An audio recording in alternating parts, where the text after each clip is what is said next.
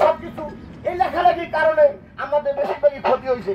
কয়েকটা গ্রুপ আমাদের মধ্যে এই সব গ্রুপ মিলে সব একত্র হয়ে একবারে একজোটে কাজ করবো আমরা, এটি আমরা আশাবদ্ধ।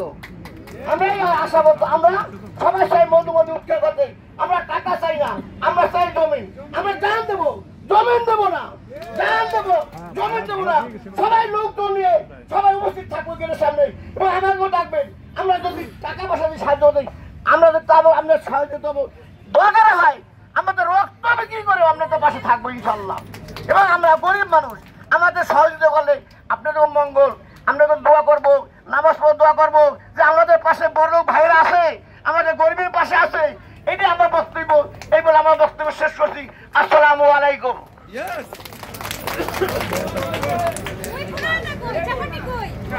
আছে জায়গা মতো আছে। খলিল ভাই খুব মূল্যবান বক্তব্য দিয়ে গেলেন। আমরা মনে করি যে আসলে অনেক প্লট মালিক আছে যারা বাড়ি করেন নাই, তারাই গরিব মানুষ। খলিল ভাই কিন্তু ওখানে বিল্ডিং করে বসবাস করতেছে। সুতরাং আপনি গরিব মানুষ না, আপনি বড় লোক, মতামতের জন্য বড় লোক এবং সাহসী থাকবেন। আমি যে সমস্ত আজকে আমি ছিল দুঃখের বিষয়, আমাদের ৩,৫০০ প্লট, আমাদের এখানে বাড়ি নাই, মনে হয় সর্বোচ্চ ৫০০ ৫৫০ বাড়ি আছে এখানে।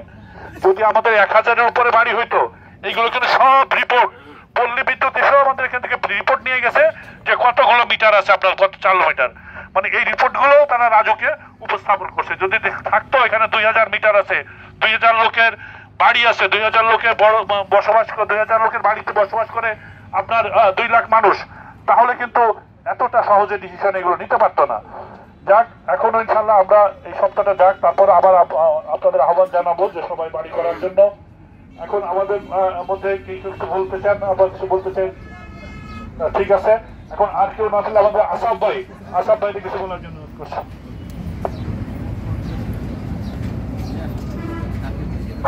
বিসমিল্লাহির রহমানির রহিম। উপস্থিত মধুমতি মডেল টাউনের সম্মানিত উপদেষ্টা মন্ডলীর সভাপতি এবং আমার প্রাণ প্রিয় প্লট মালিক ভাই বোনেরা, আসসালামু আলাইকুম। আসলে